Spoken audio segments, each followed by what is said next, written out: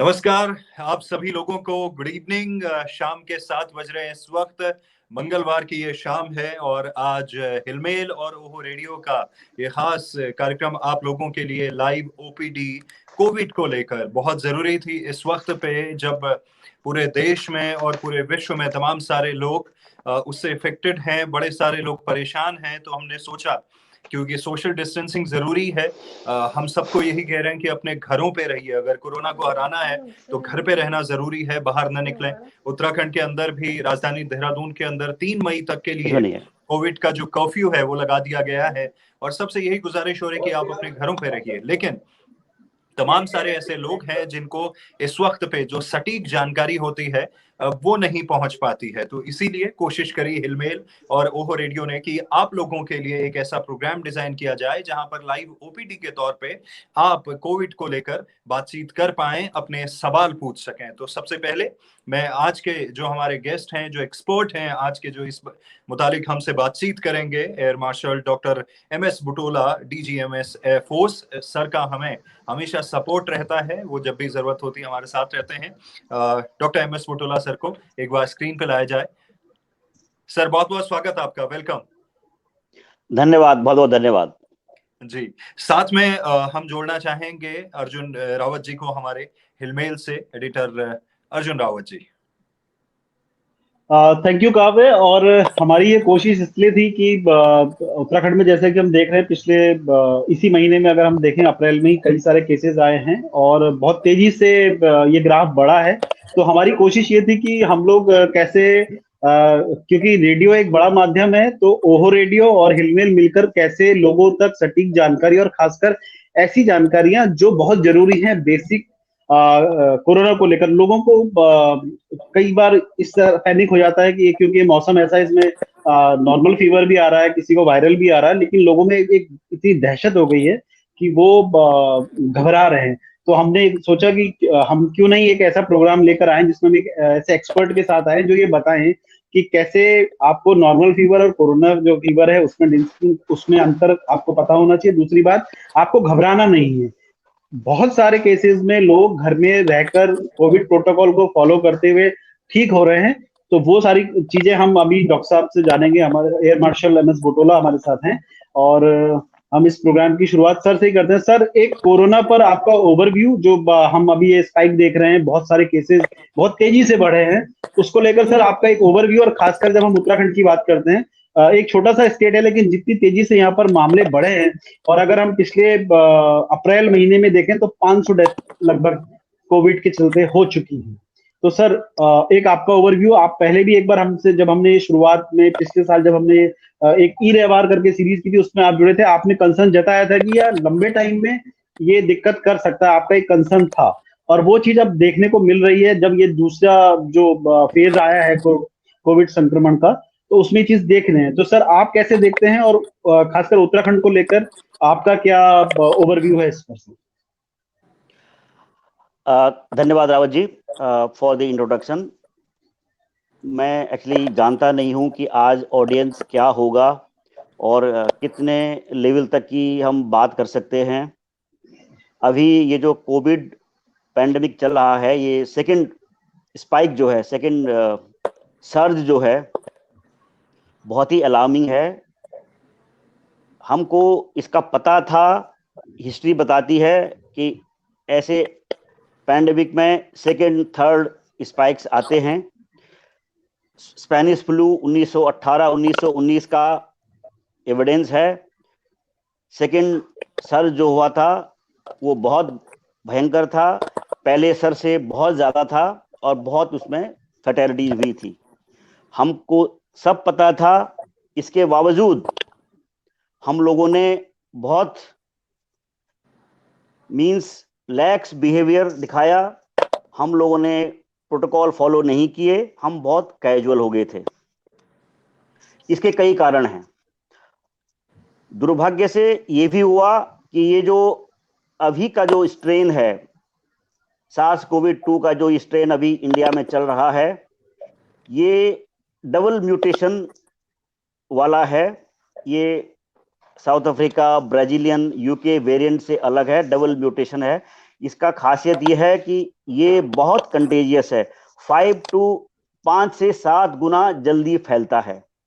जबकि 2020 वाला स्ट्रेन जो था, उसको आपको इन्फेक्शन लेने के लिए बाहर जाना पड़ता था कि आप बाहर जाके कोशिश करिए तभी आपको इन्फेक्शन होगा। मगर ये वाला स्ट्रेन बहुत ज्यादा कंटेजियस है, मतलब बहुत जल्दी फैलता है। इसके कई और भी पिकुलर फीचर्स हैं। हम जैसे टेस्ट करने के लिए आरटी-पीसीआर करते हैं, ये स्ट्रेन कई बार उसमें पकड़ में नहीं आता है, तो डायग्नोसिस नहीं बन पाती है। दूसरा, ये स्ट्रेन पहले जैसे बुजुर्गों में होता था, जिनको कोमॉर्बिडिटीज है, डायबिटीज है, हार्ट की बीमारी है, किडनी की बीमारी है, उनमें होता था। अब ये नॉर्मल आदमियों में भी हो रहा है, और मैक्सिमम यहां तक कि यंग बच्चों में भी हो रहा है। और इसकी मोर्टेलिटी भी ज्यादा है बनस्पत की पुराने स्ट्रेन से। और ज्यादा मोर्टेलिटी होने का कारण एक ये भी है कि हमारे मेडिकल इंफ्रास्ट्रक्चर कंप्लीटली ओवरवेल्म हो गए हैं, पूरे भर गए हैं, जितनी कैपेसिटी थी उससे ज्यादा हो गए हैं। डॉक्टरों की कमी है, पैरामेडिकल स्टाफ की कमी है, ऑक्सीजन की कमी है। हम लोगों ने जो कैजुअल एटीट्यूड दिखाया, उसका नतीजा हमारे सामने है, और अब यह है कि हमको इससे किसी तरह निपटना है। अब देखा जाएगा कि इसे कैसे निपटा जाए, क्योंकि इसमें कुछ हमने प्रिकॉशन जैसे पिछली बार बताए थे कि जब हमारे पास टाइम है, मैं उससे जाऊंगा कि जो लोग हेल्दी हैं वो अभी क्या करें। अच्छा खाना खाइए, अच्छा खाना मीन्स न्यूट्रिशियस फूड, अच्छा पौष्टिक खाना खाइए, फ्रेश सब्जियां खाइए, फल खाइए, विटामिन सी वाले, पहाड़ों में आंवले बहुत मिलते हैं, नींबू खा सकते हैं, हरी सब्जियां खाइए। जिंक और मैग्नीशियम की काफी इस बीमारी में जरूरत पड़ती है, तो दाल, काजू, बादाम, पिस्ते, खरबूजे के बीज, कद्दू के बीज, ये सब चीजें खाएंगे तो उससे मदद मिलेगी। अंडे लीजिए जो नॉन वेजिटेरियन हैं। एक्सरसाइज करना बहुत जरूरी है। एक्सरसाइज मतलब मेनली रेस्पिरेटरी एक्सरसाइज। हमने तब भी जोर दिया था कि आप अपने को इस बीमारी से लड़ने के लिए तैयार करिए। उसके लिए आपको बेसिक फिजिकल फिटनेस के बाद कुछ सांस की एक्सरसाइज करनी है, जैसे प्राणायाम, भ्रमरी प्राणायाम करिए, अनुलोम विलोम करिए, भस्त्रिका करिए, सुदर्शन क्रिया करिए। इससे आप इस बीमारी को लड़ने के लिए अधिक सक्षम होंगे। ये बहुत जरूरी है कि एक हेल्दी आदमी इस बीमारी से लड़ने के लिए ज्यादा तैयार हो सकता है। उसके अलावा जब ये बीमारी हो जाए, अभी आप देख रहे हैं कि हर जगह बेड की कमी है, बेड नहीं मिल रहे हैं लोगों को, तो आपको घर में इलाज करना पड़ेगा कुछ सीमा तक। आपको कुछ बेसिक इक्विपमेंट खरीदने की जरूरत है, जैसे एक पल्स ऑक्सीमीटर खरीद लीजिए, जिसे आपकी आदमी का ऑक्सीजन नाप सकें। जब तक कि इमरजेंसी न हो, जब तक कि भर्ती के अलावा कोई चारा नहीं है, तब तक आप घर में उनको मैनेज करिए, क्योंकि अस्पतालों में नर्सिंग केयर, मेडिकल केयर उतनी नहीं हो पा रही है जितनी की होनी चाहिए।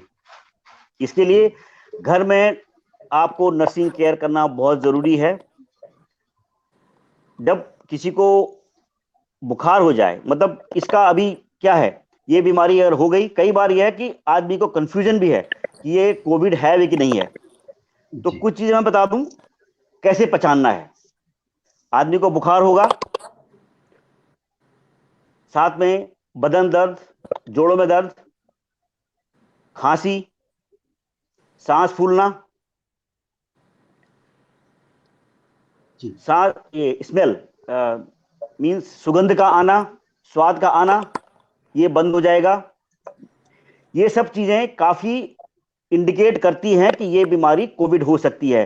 क्योंकि आरटीपीसीआर जो हमने कहा था पहले एक गोल्ड स्टैंडर्ड था, मतलब वो टेस्ट अल्टीमेट था, वो अभी कोई वैलिड नहीं है। अगर आरटीपीसीआर निगेटिव हो गया है उसके बावजूद भी आपको कोविड हो सकता है। समझ रहे बात को आप? बिल्कुल। तो आप उनको जब तक जरूरी नहीं है घर में मैनेज करिए, उनका ऑक्सीजन नापते रहिए। बुखार हो तो उनको क्रोसिन दीजिए। जब भी बुखार 101 से ऊपर हो जाए उनको क्रोसिन 625 मिलीग्राम की दीजिए। सेफली आप दिन में 3-4 बार क्रोसिन ले सकते हैं। उनका खाना पीना ठीक रखें, कोई खाना खाएं, स्टीम इनहेलेशन दीजिए, भाप दीजिए, गर्म पानी की गरारे करवाइए। घर में जो है उनको अलग रखिए, आइसोलेशन में रखिए, ताकि घर के और लोगों को ना हो। और घर के जो लोग हैं, अभी ये बीमारी ऐसे फैल रही है कि जो पहले कहते थे कि 1.5 मीटर की दूरी, 6 गज की दूरी के दूरी रखिए तो सेफ है। अब ऐसा नहीं है। आप डबल मास्क घर में पहनिए, अंदर का मास्क सर्जिकल मास्क, बाहर का मास्क नॉर्मल कपड़े का मास्क पहनिए। घर वालों को अलग रखिए और इनका केयर आप करिए। ऑक्सीजन नापते रहिए। जो ही ऑक्सीजन कम होती है उन लोगों के लिए, और जो लोग हेल्दी हैं वो इसकी प्रैक्टिस करिए जो मैं अभी बताने जा रहा हूं। एक होती है प्रोनिंग, मतलब आदमी उल्टा लेटे पेट के बल, एक तकिया टखनों पर रख दिया, एक या दो तकिया अपने हिप बोन, ये जो आपका हिप बोन है नीचे कमर, मतलब कोलू की हड्डी है, वहां रखिए। और एक तकिया आप यहां रखिए सीने से ऊपर गले में, और उससे उल्टे लेटिए। ट्राई करिए कि 2 घंटे तक आप एक बार में लेट सकें, उससे आपका ऑक्सीजन सैचुरेशन बढ़ेगा। जो लोग हेल्दी हैं वो लोग भी इसकी प्रैक्टिस कर सकते हैं, क्योंकि ये आसान नहीं है 2 घंटे उल्टा लेटना, प्रोन लेटना। आपने कभी अगर प्रैक्टिस नहीं की है तो आप शायद न लेट पाए। हाँ, जिन लोगों की सर्वाइकल स्पॉन्डिलोसिस है, कमर का दर्द है, प्रेगनेंसी है, बहुत मोटे हैं, वो लोग को ये उल्टा लेटना एडवाइजेबल नहीं है। वो लोग इसको उल्टा न लेटें। उल्टा लेटने में ध्यान है कि हमने तकियां इसलिए बताई कि यहां पर कोलू के नीचे और छाती के ऊपर, ताकि आपका पेट हवा में रहे, पेट बेड को टच ना करे, ताकि पेट फूल सके, सिकुड़ सके सांस के साथ, क्योंकि सांस लेने में डायफ्राम का बहुत रोल होता है। तो ये इस तरह से सांस लेते रहे, तो उससे आपका ऑक्सीजन सैचुरेशन डेफिनेटली बढ़ जाएगा 4 से 5% तक। जिन लोगों को इन सब सिम्टम के बाद और इसके बाद भी डाउट है, तो आप एक टेस्ट कर सकते हैं। उनको करीब 6 मिनट आप ब्रिस्क चलवाइए, पैदल चलवाइए 6 मिनट, और 6 मिनट के बाद उनका फिर ऑक्सीजन टेस्ट करिए। अगर उनका ऑक्सीजन 5 या 6% ड्रॉप हो जाए, अगर आपका पहले 96 था अब 90 आ गया, तो आप ये समझ के चलिए कि इनको कोरोना है, तो डायग्नोसिस कंफर्म हो जाइए। आरटीपीसीआर पे या ट्रू नेट या सीबी नेट या रैट टेस्ट पे ज्यादा डिपेंडेंट मत रहिए। ये अभी हम सेफली कह सकते हैं कि आज की तारीख में जिस किसी को भी बुखार हो रहा लंबा, हाई ग्रेड फीवर, बदन दर्द, खांसी, ये मान के चलिए कि ये कोविड है, और उसको कोविड की तरह ही मैनेज करिए। उसके अलावा कुछ लोग जो, अगर कोई मेडिकल पैरामेडिकल के लोग सुन रहे हों तो उनको और इलाज भी बता सकते हैं, मगर हम ये सोचेंगे कि इसके आगे का इलाज हम एडवाइज नहीं करेंगे कि घर में हो। जैसे स्टेरॉइड देना है या रेमडेसिविर देना है या एंटीकोगुलेंट देना है, ये थोड़ा सेफ नहीं है, कुछ में कॉम्प्लिकेशन हो जाएगा तो दिक्कत हो जाएगी। और जब तक आप ये प्रोनिंग कर रहे हैं उस बीच आप ऑक्सीजन का इंतजाम करवाइए या हॉस्पिटल में बेड के लिए इंतजाम करिए जी, ताकि आपको अगर ऑक्सीजन सैचुरेशन आपका 94 से नीचे आता है, प्रोनिंग के बाद इंप्रूव नहीं होता है, ऑक्सीजन लगाने पर भी इंप्रूव नहीं हो रहा है, तो फिर आप सीधे भर्ती हो जाइए, फिर घर पे नहीं हो पाएगा। तो ये आपको कुछ दिन जो मिल जाएंगे उसमें आप बेड का इंतजाम कर सकते हैं, ऑक्सीजन सिलेंडर या ऑक्सीजन कंसंट्रेटर का इंतजाम कर सकते हैं। ये तो मैंने जो ओपनिंग उसमें बोला, इसके अलावा कुछ स्पेसिफिक आप क्वेश्चन पूछने चाहें जो लोगों के दिमाग में, या कुछ डाउट क्लियर करना है तो उसको हम आगे बता सकते हैं। बिल्कुल। रौनक, आपसे रिक्वेस्ट करेंगे अगर कोई क्वेश्चन आ रहे हैं आप उनको थोड़ा सा स्क्रीन पे ले आइए, सो दैट अर्जुन जी और मैं जो है मिस बुटोला सर से वो क्वेश्चन पूछ पाए। तब तक के लिए मुझे एक बात का जिक्र अभी ध्यान आया सर, पिछली दफा जब पिछले साल ई रहबार के जरिए हम लोग जुड़े थे, आई थिंक अप्रैल का ही वो महीना था, अप्रैल या मई का, उस वक्त पे जब बात हो रही थी आपने एक चीज कही थी जो मुझे लग रहा है शायद आप ही ने कही थी कि कोरोना इतनी जल्दी खत्म नहीं होगा जब तक ये 70-80% टोटल पॉपुलेशन को नहीं हो जाएगा, तो ये खत्म नहीं होगा, ऐसा कुछ शायद आपने कहा था, क्या ये हमने कहा था? जी हाँ, बिल्कुल सही बात है। मेडिकल साइंस में एक टर्म होता है हर्ड इम्यूनिटी। हर्ड इम्यूनिटी मतलब आपकी कोई अगर इस तरह की कम्युनिकेबल डिजीज है, अगर 60 से 70% लोगों में ये बीमारी हो जाए या इनको वैक्सीन लग जाए तो फिर उसका ट्रांसमिशन बंद हो जाता है। समझ रहे बात को? मगर ये एपिडेमिक ऐसा है कि इसमें हमको अभी तक ये पता नहीं है कि अगर आपको वैक्सीन लग गई, आपको इन्फेक्शन हो गया, आप में इम्यूनिटी आएगी कि नहीं आएगी। क्योंकि जो पुराने लोगों को इन्फेक्शन हुआ था उनको दोबारा हो रहा है, जिनको वैक्सीन लग गई उनको दोबारा हो रहा है। तो हर्ड इम्यूनिटी ट्रू सेंस में आएगी कि नहीं आएगी बोलना मुश्किल है। बट चलिए, पुराने नॉलेज से हम ये कह सकते हैं कि जब तक 60 से 70% लोगों को इन्फेक्शन ना हो जाए या वैक्सीन ना लग जाए तब तक इसका ट्रांसमिशन चलेगा। सर, क्योंकि मैं देख रहा हूँ स्क्रीन पर अब कुछ सवाल आने लगे हैं, तो उसमें से एक सवाल है जो तुलसी प्रसाद पंचोली जी पूछ रहे हैं।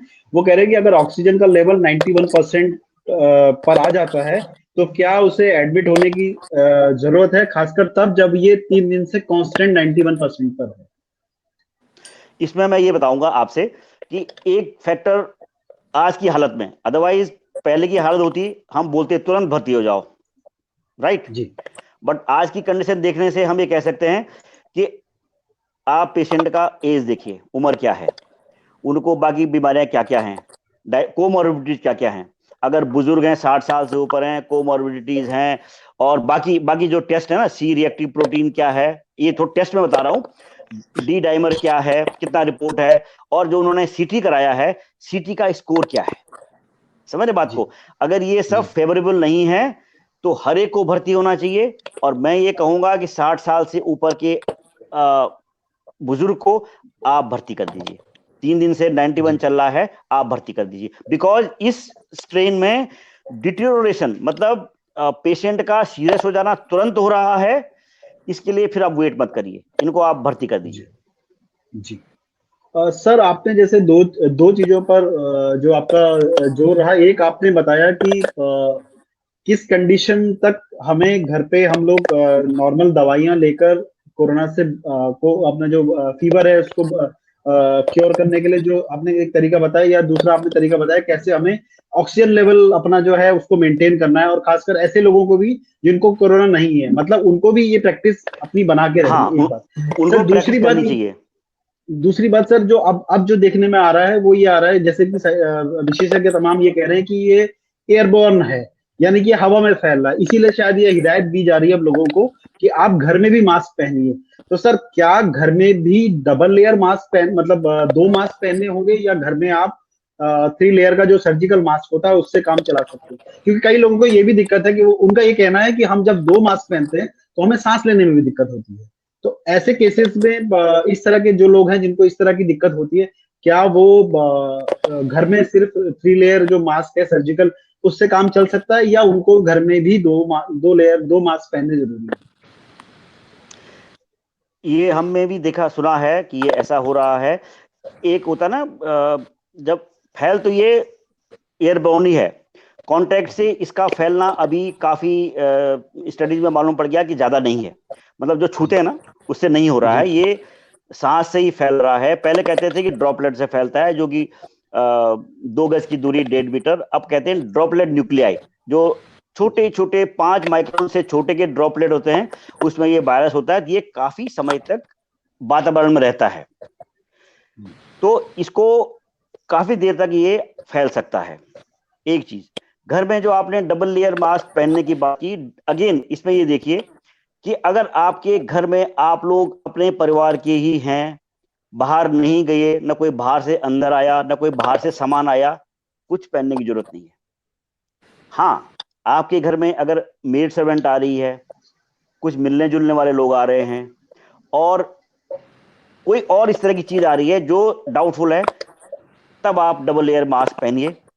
घर के दरवाजे खिड़कियां खुली रखिए ताकि घर जो है पूरा वेंटिलेटेड रहे। सुबह धूप आने दीजिए और बिल्कुल क्लोज खिड़कियां बंद करके एसी चला के मत बैठ जाइए। जितना इसका क्रॉस वेंटिलेशन होगा उतना चांसेस कम हो जाएंगे। वैसे एक्सपर्ट्स की ओपिनियन है कि वायरस के कांटेक्ट में 15 मिनट रहने के बाद ही इन्फेक्शन होता है। अगर आप किसी के बगल से गुजर गए, उसको कोविड भी है, जनरली अगर दोनों ने मास्क पहना है तो नहीं होगा। ये क्लोज इन्वायरमेंट में जो लोग एसी टाइप इन्वायरमेंट, शादी बारात की जो इंडोर शादियां हो रही हैं बारात घर में, वो मोस्ट डेंजरस है। खुले मौसम में हो, खुले लॉन में हो तो उतना खतरा नहीं है। हम तो यही कहेंगे कि घर में अगर कोई बाहर का आदमी है, उस दौरान आप मास्क पहने रहिए, उसके करीब आधा एक घंटे तक मास्क पहन के रखिए, तो उतार दीजिए आप। दिन भर रात में पहनने की जरूरत नहीं है। जी सर, एक सवाल है बहुत ही ये क्योंकि ये घरों में आम प्रैक्टिस भी है, और ये सवाल पूछ रहे हैं राजेश आर्य। इनका कहना है कि जब नॉर्मल खांसी हो रही है तो क्या उसमें कफ सिरप लेना चाहिए, नहीं लेना चाहिए? क्योंकि इसको लेकर एक हिचक भी है लोगों में कि कोरोना है, कफ सिरप लें नहीं लें, क्या करें? हाँ, नहीं, कफ सिरप लीजिए, आप कफ सिरप लीजिए। कफ सिरप लेना चाहिए।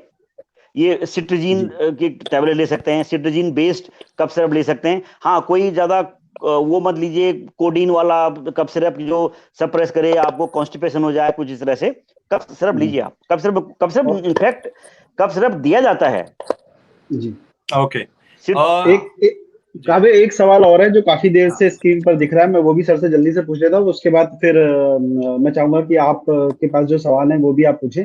सर, एक सवाल आ रहा है कि बहुत सारे ऐसे लोग हैं जो हाई ब्लड प्रेशर के मरीज हैं, उनको दवा देते समय या जब वो घर पर उनका अगर कोविड की जो वैक्सीन, जो प्रेस्क्राइब वैक्सीन बताई जा रही है, उसको अगर दिया जा रहा है तो उसमें कितना ध्यान रखना है, खासकर उसकी डोज का? क्योंकि जो घर में होते हैं उनको ये शायद नहीं पता होता कि कितनी डोज दी जानी चाहिए, खासकर जो हाई ब्लड प्रेशर या जिनको हाई लेवल का शुगर है, ऐसे लोग। सर नहीं, मैं वो क्वेश्चन समझ नहीं पाया ठीक से। आप वैक्सीन की बात कर रहे हैं कि दवाई की बात कर रहे हैं?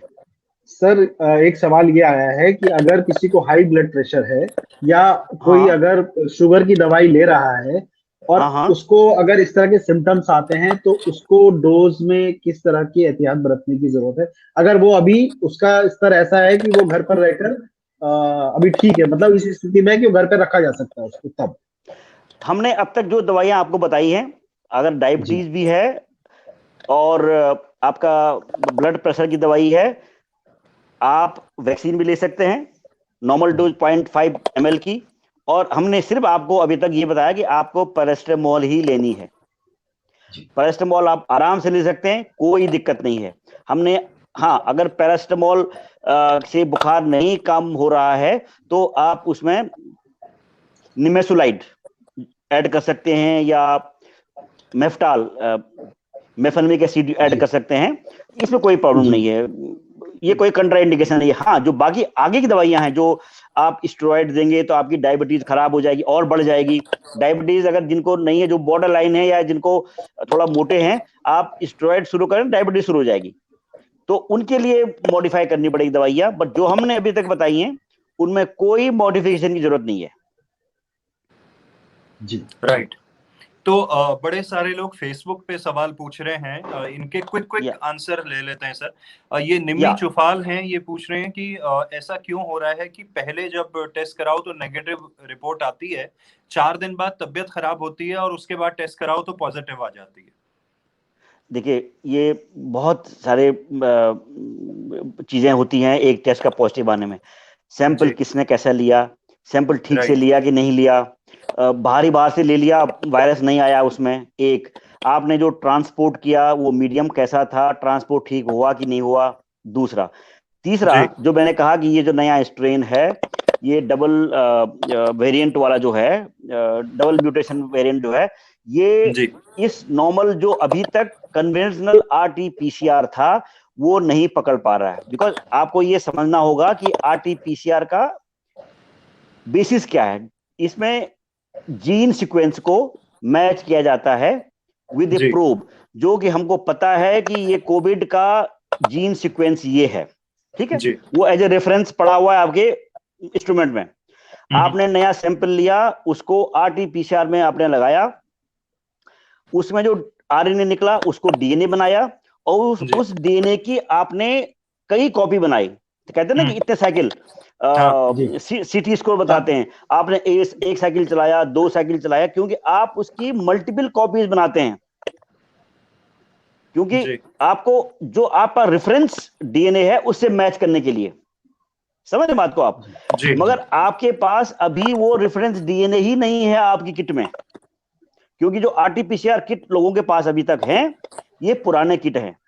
उनमें कई लोगों के पास जो नया वेरिएंट कोविड है उसका प्रूव ही नहीं है, उसका सैंपल ही नहीं है अवेलेबल, तो पकड़ेगा ही नहीं। जी जी जी ये इश्यू है। तो कई एक कई फैक्टर होते हैं टेस्ट नेगेटिव आने के। ओके जी तो इसलिए मैं कह रहा एक हूं सवाल टेस्ट नेगेटिव है तो टेस्ट नेगेटिव पे मत जाइए। जो मैंने सिम्टम बताइए, बुखार, बॉडी एक, टेस्ट नहीं आ रहा, स्मेल नहीं आ रही है, ब्रेथलेसनेस हो रही है, खांसी हो रही है, और 6 मिनट का वॉक करने का टेस्ट पॉजिटिव है, ये आप मान के चलिए कि कोविड है।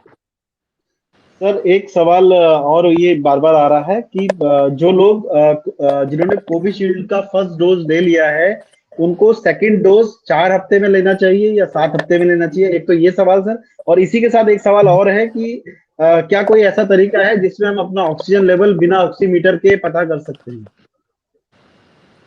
देखिए, पहली चीज, कोविशील्ड का बाद में आया था, पहले 4 हफ्ता था, बाद में बोला 6 से 8 हफ्ते लीजिए। इसमें यह कि जितना लेट लेंगे उतना उसका रिस्पॉन्स अच्छा आएगा, तो 6 हफ्ते के बाद ले लीजिए, कोई इशू नहीं है। देखिए, ऑक्सीजन लेवल का कम होना 91 या 87, 85 तक आप शायद ना वो मालूम कर पाए हर आदमी में। हाँ, जो लोग बुजुर्ग हैं, जिनको दमे की बीमारी है, या जिनको कुछ बोलते ना सीओपीडी बोलते हैं, क्रोनिक ब्रोंकाइटिस वगैरह, उनमें शायद मालूम पड़ जाएगा, उनकी सांस बढ़ जाएगी, बट एग्जैक्ट कोई और तरीका नहीं है। ओके तब तो ब्लड निकालना पड़ेगा, ब्लड गैस एनालिसिस करना पड़ेगा, वो तो बड़ी लंबी प्रोसेस है, वो तो लैब में होगा। तो ये बहुत सिंपल है, एक SpO2 की वो पल्स ऑक्सीमीटर खरीद सकते हैं, बाकी और कोई तरीका नहीं है जी। और जो एक चीज अगर आप क्लिनिकली देखें तब तो बहुत एडवांस स्टेज है। आपके ओंठ नीले पड़ जाएंगे, हाथ नीले पड़ जाएंगे, जीभ नीली पड़ जाएगी, वो बहुत लेट की स्टेज है। जी सर एक सवाल और है जो बहुत ही इंपॉर्टेंट भी है कि अगर आपको शुरू में ही सिम्टम्स दिखते हैं कोविड के, तो ऐसा हेलो क्या सर एक सवाल ये आ रहा है कि अगर आपको शुरू में सिम्टम्स दिखते हैं जो कि ठीक वैसे ही हैं जैसे कोरोना संक्रमण के होते हैं, तो उसमें ऐसा क्या करना चाहिए कि वो जो इन्फेक्शन है वो हमारे लंग्स तक ना पहुंचे? क्योंकि ज्यादातर मौतों को रीजन जो है वो शायद रेस्पिरेटरी सिंड्रोम जो कह रहे हैं कि फेफड़ों को ज्यादा नुकसान हो रहा है, उसके लिए क्या है कि वो बचा जा सके उससे? अगर हमें शुरुआती किसी को लक्षण दिखते हैं कोविड के, तो वो कैसे इन्फेक्शन से बच सकता है, चेस्ट में इन्फेक्शन ना फैले? बुटोला सर का कनेक्शन आई थिंक लॉस्ट हो गया है। जी, अभी काव्या उनको अभी दोबारा जोड़ते हैं हम, लेकिन अभी तक हमारे साथ बहुत सारे लोगों के सवाल आ रहे हैं, और बहुत सारे लोगों के सवालों के जवाब भी हमने कोशिश की है सर से लेने की। और जिस तरह से सर बता भी रहे थे कि जो नॉर्मल जो है वो यही है कि आपका टेस्ट चला जाएगा, आपको फीवर रहेगा कांस्टेंट, आपको बुखार, खांसी, गले में खराश, ये बेसिक सिम्टम्स है। और एक उन्होंने बहुत अच्छा तरीका बताया कि सबसे अच्छा तरीका यह है कि आप 5 मिनट की ब्रिस्क वॉक कीजिए, और उसके बाद अगर आपको लगता है तो उससे पता लग जाता है कि आपको कोविड है। सर आप जुड़ गए हैं सर, वो एक सवाल जो था इसी से था कि शुरुआती लक्षण दिखने के बाद फेफड़ों को संक्रमण से बचाने के लिए क्या करना चाहिए? इसके लिए आप भाप लेते रहिए, दिन में 3 दफे गागल करते रहिए। जी। और फिर आपको अगर देखिए आपका SpO2 94 से नीचे हो जाए तो आपको डेफिनेटली भर्ती होना चाहिए, मतलब परसिस्टेंट। आप 94 एक बार ही गया तो नहीं, आपका 94 से ऊपर आ ही नहीं रहा है ऑक्सीजन से भी, और 94 ही रह रहा है मैक्सिमम, तब आपको भर्ती होना पड़ेगा। जैसे आपने कभी कहा था किसी एक का 91 चल रहा था, देखिए सुबह या थोड़ा 10 मिनट के लिए 5 मिनट के लिए कम होना अमूमन नॉर्मल बात है, right. But if it is persistently 94 से कम है तो फिर आप भर्ती हो जाइए। उसके लिए फिर आपको फर्स्ट 7 दिनों में एंटीवायरल, जिसको आप नाम सुना होगा आपने, रेमडेसिविर, पहले 7 दिनों में रेमडेसिविर देना है, और विद इन 7 डे ऑनवर्ड्स आपको स्टेरॉइड्स, मिथाइलप्रेडनिसोलोन और चीजें देनी है। फिर उसके बाद एंटीकोगुलेंट्स भी देते हैं आजकल, ताकि लंग में ज्यादा डैमेज ना हो, पर ये सब चीजें घर में हम एडवाइस नहीं करेंगे, ये भर्ती करने के बाद देंगे। इसी से रिलेटेड एक्चुअली ऑलमोस्ट सेम ही सवाल था। तुलसी पंचोली इन्होंने पूछा था कि O2 लेवल 91% वाले को एडमिट होने की जरूरत है क्या, क्योंकि 3 दिन से कांस्टेंट 91% है। नहीं, मैंने आपसे कहा ना उनकी एज क्या है, वही अगर यंग है तो you can take a chance, अगर 60 साल से ऊपर हैं या डायबिटीज है या हाइपरटेंशन है, कोई और ISD है, भर्ती करा दीजिए। राइट। और उनको यंग है तो उनको बोलो प्रोनिंग करिए, उल्टे लिटा के देखिए कितना बढ़ता है। एक सवाल और सर ये पूछा है कि अर्जुन सर और काव्य जी नमस्कार, बुटोला जी से ये पूछना चाहते हैं कि अगर कोई रिकवर होके आ गया है पूरी तरीके से तो उसके बाद क्या प्रिकॉशंस लेने की जरूरत है अगले कुछ हफ्तों के लिए। गिरवीर नेगी जी ने बॉम्बे से ये सवाल पूछा है। देखिए ऐसा है कि आपका लंग्स में इफेक्ट तो पड़ता ही है, और जितना लंबा आप रहेंगे इस बीमारी में उतना ज्यादा आपको डैमेज होगा जी। और लंग मतलब फेफड़ों की हीलिंग बहुत स्लो होती है, इसमें काफी टाइम लग सकता है जी। काफी टाइम मींस सालों भी लग सकता है। और जो अच्छा। बहुत सीरियस लोग रहे हैं, जो वेंटिलेटर में गए हैं, हो सकता है कि वो जिंदगी भर पूरी कैपेसिटी में ना आ पाए। हाँ। बट एक नॉर्मल जो बंदे की बात है, जो बहुत सीरियस नहीं हुआ, बहुत ज्यादा ऑक्सीजन नहीं लगी और से 10-12 दिन में ठीक हो गया, उनकी हम बात कर रहे हैं। उनको उसके बाद जो मैंने आपको बताए थे प्राणायाम और रेस्पिरेटरी एक्सरसाइजेस, ये जो आता है ना एक रेस्पिरेटरी, वो सांस में फूंकने वाला, नहीं तो आप एक फुटबॉल का ब्लैडर ले लीजिए, उसको जोर से फूंकिए पूरा अंदर सांस लेके और फिर उसको फूंकिए। और उसके अलावा प्राणायाम,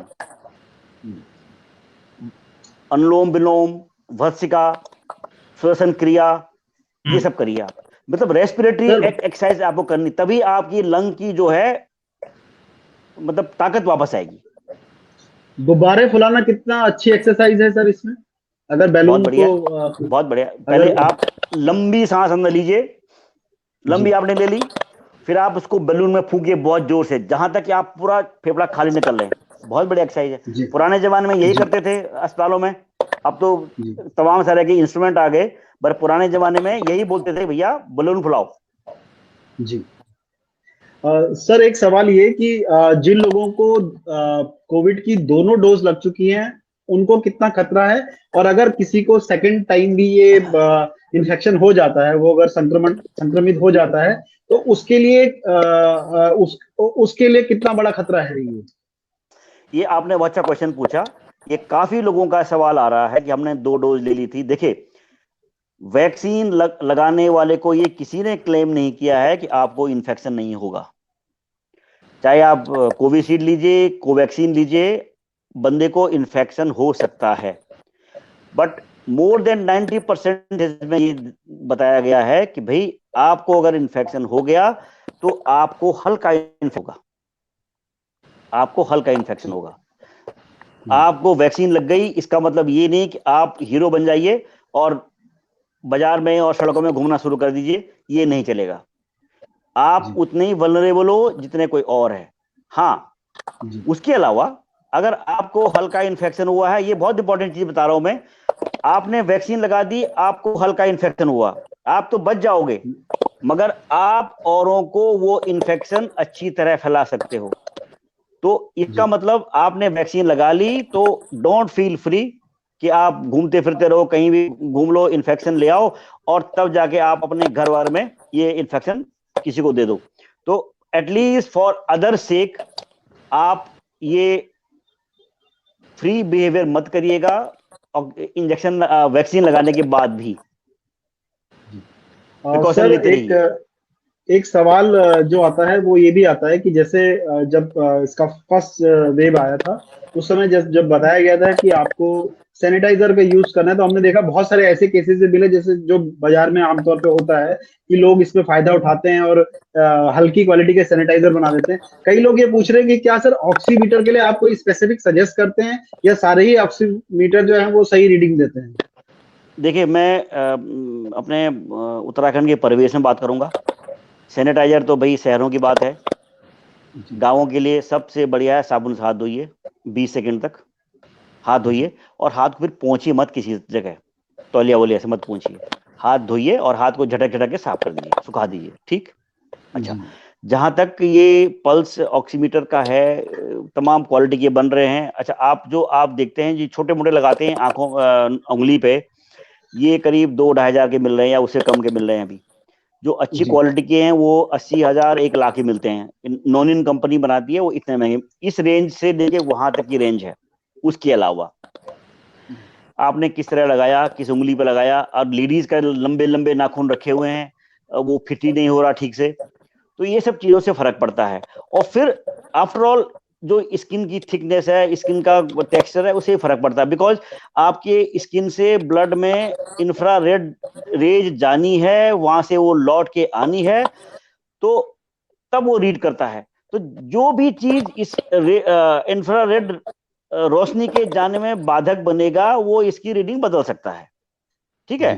तो नेल छोटे होने चाहिए, नेल लंबे लंबे नहीं कटे होने चाहिए, हाथ उंगली होनी चाहिए। और फिर इसको जो आपका डोमिनेंट हाथ है, जो हाथ से आप ज्यादा काम करते हैं, मतलब जिससे राइट हैंड से काम करते हैं, तो दाहिने हाथ की बीच की उंगली पे लगाइए इसको। समझ रहे बात को आप? बिल्कुल सर। फिर ये कि आपने अगर ये पल्स ऑक्सीमीटर खरीद लिया है तो किसी फर्स्ट टाइम किसी और इंस्ट्रूमेंट से कैलिब्रेट कर दीजिए। सेकंड चीज, ये जब ब्लड आपकी उंगली में जा रहा है, वहां लौट रहा है, तो वो उसके ऑक्सीजन को नापता है। समझ रहे बात को आप? आपकी उंगली में ब्लड स्लो होने के कई कारण हो सकते हैं। आप अगर लेटे थे, हाथ अपने सिर के नीचे रखा था, ब्लड स्लगिश हो गया, ब्लड ज्यादा उंगली में जा नहीं पाया, तो रीडिंग कम आ जाएगी। क्योंकि कई वेरिएबल होते हैं, ये कोई मैथमेटिक्स नहीं है कि ये 2 + 2 4 ही होगा। ह्यूमन बॉडी में कई वेरिएबल होते हैं।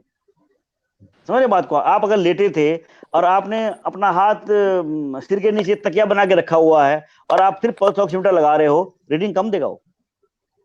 सर एक जो आज के हिसाब से सवाल है कि कई लोग आजकल स्मार्ट वॉच पहनना पसंद करते हैं और आजकल उसमें भी SpO2 लेवल की डिटेल मिल जाती है, वो कितनी ऑथेंटिक होती है? क्योंकि कई लोग उसके हिसाब से भी उसको माप लेते हैं, तो वो कितनी ऑथेंटिक है? एक सवाल सर ये, और इसी से रिलेटेड एक दूसरा सवाल है, जैसे कि आपने बताया कि एक स्थिति ऐसी आती है जब हमें ऑक्सीजन सिलेंडर की तलाश करनी होती है, तो कितना जो नॉर्मली क्या होता है स्टोर नहीं कर सकते क्योंकि हमारे यहाँ ऑक्सीजन की कमी है, तो कितना पर्याप्त तो होगा अगर एक पेशेंट है घर में, उसके लिए कितना बड़ा सिलेंडर आप रखने स्टोर करने की जरूरत है? देखिए, ऐसा है, आप समझ सकते हैं कि ऑक्सीजन सिलेंडर कोई ये नहीं कि महीने भर चलेगा। आप 6 से 10 लीटर पर मिनट में अगर फ्लो देते हैं, जो कि आपको देना पड़ेगा, इतना तो मिनिमम आपको देना ही पड़ेगा, 6 से 10 लीटर पर मिनट के हिसाब से। आप लगा लीजिए कि 1 घंटे में कितना लगेगा, 60 लीटर। और आपकी कैपेसिटी क्या है, 200 या 1200 लीटर, या जो बड़ा होता है जंबो सिलेंडर, वो घर में नहीं होता, वो अस्पताल में होता है, 7000 लीटर। आप कैलकुलेट कर सकते हैं कब तक चलेगा। एक सिलेंडर 2-3 दिन चलेगा मैक्सिमम, इस ज्यादा नहीं चलेगा। फिर प्रॉब्लम है रिफिलिंग की, रिफिलिंग कहाँ कराओगे आप? तो उस कंडीशन में best is oxygen concentrator. But अभी ऑक्सीजन कंसंट्रेटर मिल नहीं रहे हैं। चक्कर ये है, आप देख लीजिए दिल्ली में हम तो दिन भर यही लगे हैं, ये सर ये ऑक्सीजन सिलेंडर दिला दीजिए, ऑक्सीजन कंसंट्रेटर दिला दीजिए, बहुत मुश्किल है मिलना। तो अगर किसी को ऑक्सीजन रिक्वायरमेंट है, बेस्ट जो आपको ये हम बता रहे हैं 1-2 दिन टाइम मिलेगा, उस टाइम में आप अस्पताल में बेड का इंतजाम करिए। ये पहाड़ों में नहीं मैनेज कर पाएंगे आप ऑक्सीजन सिलेंडर या ऑक्सीजन कंसंट्रेटर। कहाँ से लाओ गाँव में आप ऑक्सीजन, कहाँ से लाओगे आप ऑक्सीजन कंसंट्रेटर? इसलिए ये बहुत जरूरी है। अच्छा, मैं एक अपने कुछ ऑडियंस को मैंने पहले बताया भी था, इस कोविड सिचुएशन को आप एटॉमिक एक्सप्लोजन की तरह कंपेयर कर सकते हो, परमाणु बम के हमले की तरह। परमाणु बम का हमला मतलब इसको प्रिवेंट करें, वही इसका बेस्ट वे है। समझ रहे बात को? एक बार ये एक्सप्लोजन हो गया परमाणु बम का, फिर तो मतलब वो फालतू बातें, फॉर्मेलिटी की लिए चीजें करनी होती हैं, लीपापोती की बात है। अभी जो हमारे मेडिकल इंफ्रास्ट्रक्चर, रिसोर्सेस, ऑक्सीजन, ये इतना ओवरवेल्म हो गया है, मिल नहीं रहा है, मेडिकल मैन पावर नहीं है, वो भी बीमार पड़ रहे हैं ना, डॉक्टर भी, तो नर्सेज बीमार पड़ रही हैं, सफाई वाले बीमार पड़ रहे हैं। इतना ओवरवेल्म सिस्टम हो गया है कि आप सोच नहीं सकते कि शहरों में क्या हालत है। तो अभी भी best way forward is please protect yourself, protect your families. लोगों से मत मिलिए, मास्क पहनिए, हाथ धोइए, ये शादी ब्याह, ये कुंभ मेले का चक्कर छोड़िए, अपने को, अपने फैमिली को सेपरेट करिए, सेग्रीगेट करिए, वही एक बेस्ट पॉसिबल वे है। और जहां तक आप इलाज की बात करते हैं, इलाज की स्टेज पर अगर कोई पहुंचे तो अभी की हालत में हालत ठीक नहीं है। सर वो सवाल का पहला हिस्सा सर वो क्लियर कर दीजिए, कि कई लोग उसको पूछ रहे हैं फिर दोबारा से। सर वो जो स्मार्ट वॉच में SpO2 लेवल नापने का जो नहीं, वो कितना ऑथेंटिक है? वो ऑथेंटिक नहीं है, वो रिलायबल नहीं है, वो मैंने भी पढ़ा था, वो बिल्कुल ऑथेंटिक नहीं है वो। उसका मैं एक बड़ा प्रैक्टिकल आपको उदाहरण देता हूँ। एक दफा मैं बागेश्वर से, ये जो रीडिंग होती है स्मार्ट वॉच की, ऑक्सीमीटर के उसमें नहीं कह रहा हूँ, बागेश्वर से देहरादून आ रहा था। आप सोचिए, मैंने हाथ में पहना हुआ है और श्रीनगर पहुंचा तो अचानक से उसमें वो 10,000 स्टेप होते हैं ना, वो उसने वो दोबारा फोड़ दिया कि 10,000 स्टेप। अब मैं 10 मिनट तक सोचता रहा कि मैं तो कहीं चला नहीं है 10। फिर समझ में आया कि मैं वो बैठा बैठा जो गियर वो कर रहा हूँ, अपना ब्रेक मार रहा हूँ, या वो उसको भी काउंट कर ले रहा है। और सेकेंडली ये तो उस पे होता ना, दिस इज जीपीएस बेस्ड। जी, जीपीएस बेस्ड है। अगर आपने इतना वो मूव कर लिया तो वो रीड करेगा उसको। राइट। भले ही मैं एक पैर चला रहा था, बट उसने काउंट कर लिया कि हाँ, काउंट कर लिया उसने। यस सर, एक इम्पोर्टेंट सवाल है, मुझे लगता है इस सवाल को ले लेना चाहिए, क्योंकि हम प्रोग्राम के आखिरी चरण में भी हैं तो। लेकिन ये सवाल पूछ रहे हैं भैरव दत्त भट्ट। ये इनका कहना है कि सर मुझे 4-5 दिनों से फीवर था, ब्लड रिपोर्ट में टाइफाइड आया है, क्या मुझे कोविड हो सकता है? मैंने कल कोविड का टेस्ट RT-PCR टेस्ट कराया था, अभी रिपोर्ट नहीं आई है, मुझे क्या करना चाहिए? देखिए, ये टाइफाइड टेस्ट पॉजिटिव होना और ये सिम्टम मिसलीडिंग हो सकता है, बिकॉज इसमें क्रॉस रिएक्टिविटी है। आप उनसे पूछिए, अगर आप उनसे लिंक में हैं, और सिम्टम बताइए। एक तो फीवर है, और क्या है? स्मेल गई है, नहीं गई है? बॉडी एक है कि नहीं है? और SpO2 क्या चल रहा है, उनका जो ऑक्सीजन लेवल क्या चल रहा है? कहीं ये ना हो कि कोविड है और आप टाइफाइड मान के चल रहे हैं। उनको इवेलुएट करना पड़ेगा। टाइफाइड की टेस्ट की क्रॉस रिएक्टिविटी है जी। अच्छा, सेकंड चीज जो मैं कहना चाहता हूं, अगर आप, ये बहुत बड़ी सर्विस होगी आपसे, helpline like a chat group, please give the number, whosoever has got any problem we are ready to answer। because मैं यहां तक कि मैं JNK के विस्थापितों के चैट ग्रुप में हूं। एक दिन में कम से कम 2000 कॉल आती हैं, 2000 व्हाट्सएप मैसेज आते हैं। हम उनको गाइड कर रहे हैं दिल्ली में, जम्मू में और जगह। तो हम उत्तराखंड वाले क्यों नहीं कर सकते हैं? I am ready to help, ready to answer, ready to talk to people जी। अगर ये आप कर दें तो हाँ, ये आप कर दीजिए, एंड आई एम रेडी। और इनफैक्ट मैं ही नहीं, मैं आपके फोरम में कई सारे अपने मेडिकल के फ्रेंड ले आऊंगा, एक्सपर्ट ले आऊंगा, those who also be attending it, वो आंसर करेंगे।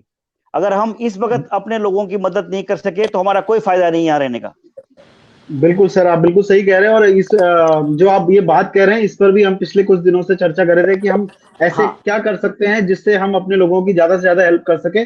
और अभी हमारी जब हम काव्य और हम बात भी कर रहे थे, और हमारे जो मेंटर हैं वो भी यही कह रहे थे कि हम कैसे लोगों की हेल्प करें। तो ये एक अच्छा आइडिया काव्य आज आगे है बिल्कुल। कि हम एक हाँ ऐसा जिसमें एयर मार्शल सर और उनके साथ जितने भी अन्य डॉक्टर हैं, उनके साथ हम एक हम चैट ग्रुप और ऐड कर बनाएं देंगे। जिसमें बिल्कुल। जी, या उनमें हम ज्यादा से ज्यादा लोगों जितने सवाल ले सकें, हाँ खासकर हाँ हाँ। उत्तराखंड से या कहीं से भी, उत्तराखंड ही क्यों, बिल्कुल। इस बीमारी से सभी या लोग परेशान हैं। अगर हम्म। हम किसी की हेल्प कर सकते हैं इस माध्यम से, जरूर करेंगे। यस सर, यस ये आपको इसको हम एक दिन में, 2 दिन में इम्प्लीमेंट कर देंगे। ये बहुत अच्छा यस। आपने एक सुझाव ये दिया, और आप चैट ग्रुप आपने बनाइए। इच्छा जताई है। बिल्कुल। बिल्कुल सर। हम्म।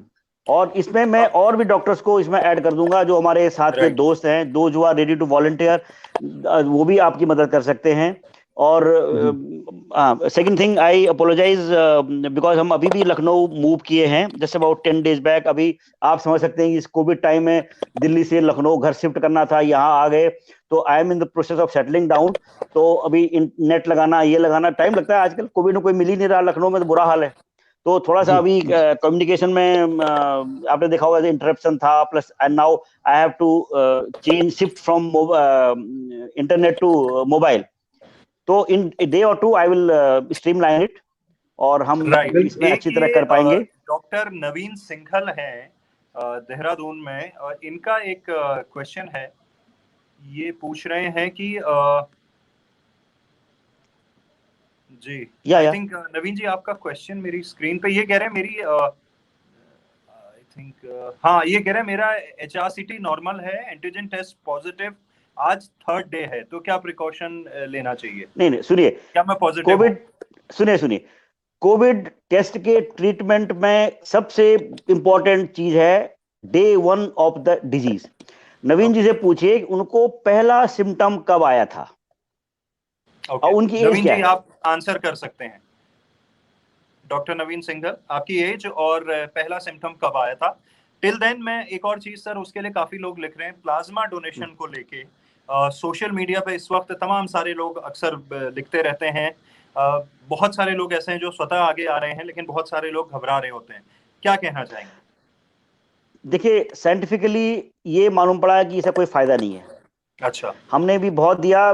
जब मैं दिल्ली में था तो BS हॉस्पिटल दिल्ली में काफी प्लाज्मा डोनेट किया गया था, बट स्टडीज ने ये बताया है कि बहुत फायदा नहीं है। और अभी जो हालत चल रही है, जिस तरह कोविड का सर्ज है, किसी के पास टाइम नहीं है प्लाज्मा देने का, प्लाज्मा लेने का और लगाने का।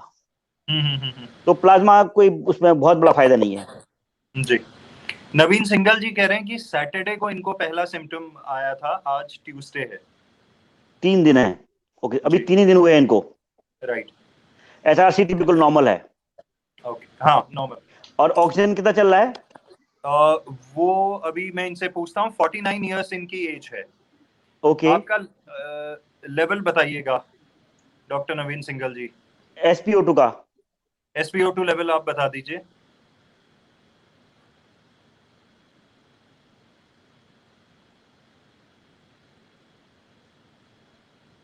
हेलो? जी, वो आई थिंक लिख रहे हैं। अर्जुन जी, अच्छा। तब तक हाँ, इनका है क्या लिखा है, मैं समझ नहीं पा रहा हूँ। 25/4/21 को, अच्छा, फर्स्ट था।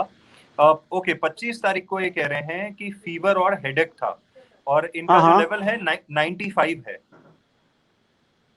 95 बहुत अच्छा है। और 49 ईयर्स भी कोई बहुत ज्यादा एज नहीं है। मगर इन्होंने HRCT क्यों कराया फिर? सिर्फ फीवर हेडेक के लिए HRCT किस लिए कराया? तो अभी कुछ मत करिए, सिर्फ ऑक्सीजन लीजिए, भाप लीजिए, गर्म पानी गरारे करिए, प्रॉन लेटने की कोशिश करिए, अच्छा खाना खाइए, मींस विटामिन C लीजिए, जिंक लीजिए, मैग्नीशियम लीजिए, और नट्स, काजू बादाम, अखरोट, कद्दू के बीज, ये चीजें, फ्रेश फ्रूट्स, सब्जी, ये सब लीजिए खूब सारा, अंडे लीजिए, बॉइल्ड एग, ये जी, करते वो हरी रहिए। सब्जी, आंवला। हाँ, जी आंवला, सर। यस, विटामिन C के लिए आंवला, फ्रेश फ्रूट्स। सेकंड चीज, अगर आप ठीक हैं तो इस बीमारी के दौरान एक चीज बहुत जरूरी ध्यान देने वाली है, आराम करने की जरूरत है। अगर आपको फिट फील कर रहे हैं, आपका SpO2 भी ठीक है, ज्यादा एग्जेशन मत करिएगा। आप ये नहीं कि आप एक्सरसाइज करना शुरू कर दें, ये मत करिएगा, आराम करिए आप, ठीक है। तो नवीन जी को बोले बिल्कुल आप सर, आराम करिए, हाँ, आराम प्रोन करने की लेटिए, जरूरत आराम है करिए, और हाँ, इसके साथ साथ पॉजिटिव रहने की जरूरत है। सर लास्ट में मैं पॉजिटिव, हाँ, आपसे या क्योंकि एक पैनिक जैसी सिचुएशन आ गई है, लोगों के अंदर एक दहशत है कोविड को लेकर, तो आप उत्तराखंड के लोगों को क्या कहना चाहते हैं इस बीमारी में?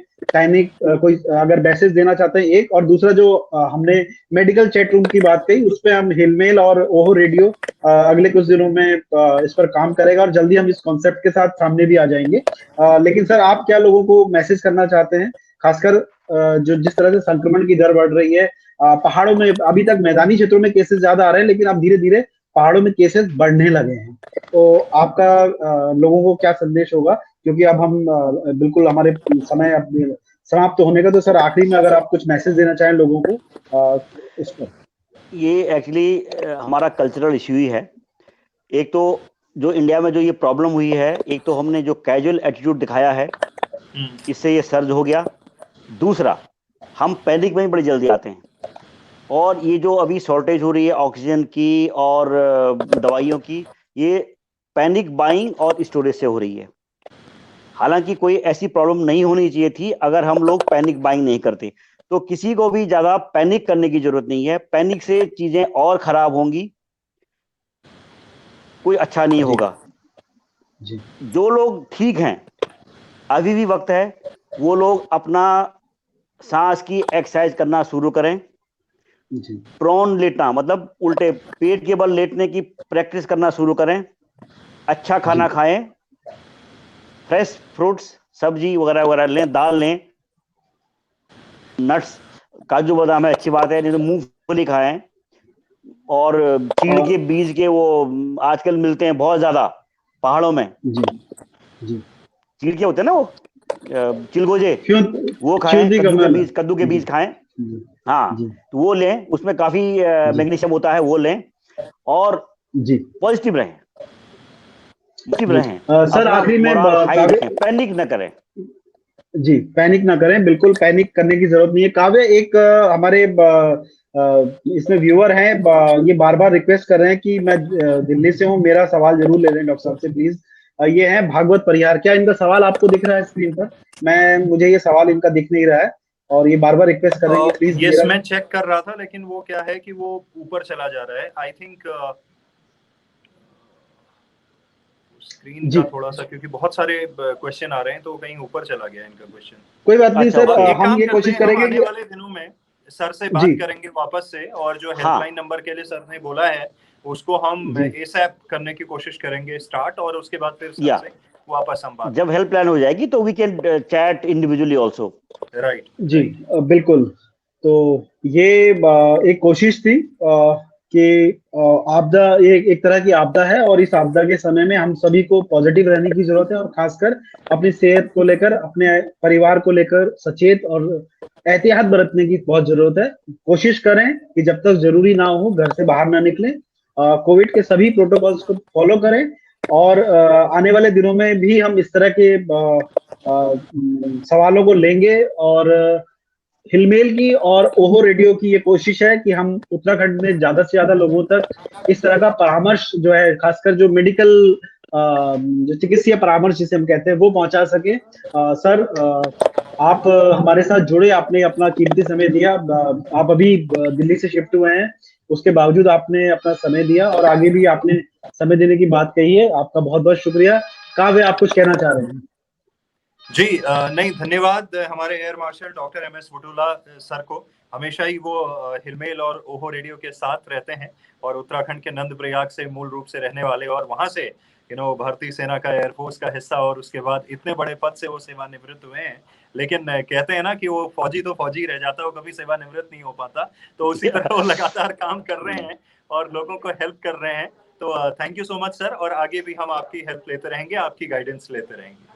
Thank you, Mr. Rawat. Thank you, Mr. Kavya. It's honor and pleasure to be with Hillmail. And मैं हमेशा आपके साथ हूँ, जब भी कोई जरूरत हो, आई एम ऑलवेज देयर। अभी रिटायर हो गए हैं, तो मैंने अभी कोई एक्स्ट्रा काम शुरू नहीं किया है, बिकॉज अभी जस्ट लखनऊ पहुंचा हूँ। I have got all the time in the world, so मैं एक्सरसाइज करता हूँ, सिर्फ गोल्फ खेलता हूँ और वॉक करता हूँ। टाइम है, आप बनाइए ये helpline and we will be part of it, and if we can help people I will really feel happy, I will feel honoured. जी, thank you very much sir, बहुत शुक्रिया thank you very much, thank you very much, thank you. और हमारे जितने भी दर्शक हिलमेल के माध्यम से और ओहो रेडियो के माध्यम से जुड़े थे, हिलमेल के फेसबुक पेज, आरजे काव्य फेसबुक पेज, ओहो रेडियो और साथ ही हिलमेल के ट्विटर पर आप लोग जुड़े थे, बहुत शुक्रिया जुड़ने के लिए। आप लोगों में से तमाम सारे लोगों के हमने क्वेश्चंस लिए, बहुत सारे सवाल ऐसे थे जो नहीं ले पाए बिकॉज वो नीचे ऊपर हो गए और नए सवाल आने के चक्कर में, लेकिन हम वापस से कोशिश करेंगे, डॉक्टर साहब से बातचीत करेंगे और एक हेल्पलाइन का जो सुझाव उन्होंने बहुत जबरदस्त दिया है, हिलमेल की टीम के साथ ओहो रेडियो की टीम मिलकर अगले 1-2 दिन के अंदर इसको लाइव करेगी और ओहो रेडियो और हिलमेल के माध्यम से आपको इसके बारे में सूचित करेगी और उसके बाद आपके जो भी सवाल होंगे हम उनको कोशिश करेंगे आप तक इस वक्त में जब सबसे ज्यादा जरूरत है एक दूसरे को सुझावों की, एक दूसरे को संभालने की, वहां पर हम आपके साथ खड़े मिलेंगे। बस पैनिक की सिचुएशन क्रिएट ना करिए और छोटी छोटी चीजें मेरे को मालूम चला, कोई केमिस्ट वगैरह मेरे को बता रहे थे कि बहुत सारे लोग जो इस तरह की दवाइयां होती हैं जो रोजमर्रा के उसमें काम आती हैं उनको भी स्टॉक करना शुरू हो गए, बहुत सारे लोग राशन स्टॉक करना शुरू हो गए। तो कृपया ऐसा मत कीजिए, क्योंकि कई दफा ऐसा होता है कि वो दवाइयां हो सकता है आपको उस वक्त जरूरत ना हो, लेकिन आपने वो स्टॉक कर ली और किसी को वाकई में उसकी जरूरत हो और उस तक वो पहुंच ना पाए। तो ये एक गलत प्रैक्टिस हम ना करें, जिस चीज की जरूरत है उसी चीज को हम अपने पास रखें और जितनी मात्रा में जरूरत है उतनी ही मात्रा में रखें, घर से बाहर ना निकलें।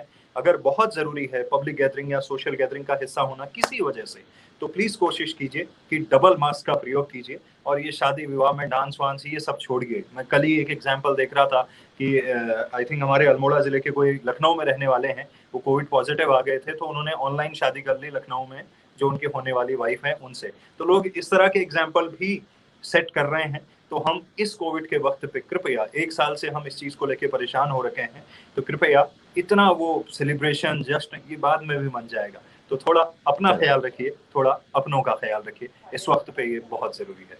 शुक्रिया। चलो bye, thank you very much. Thank you.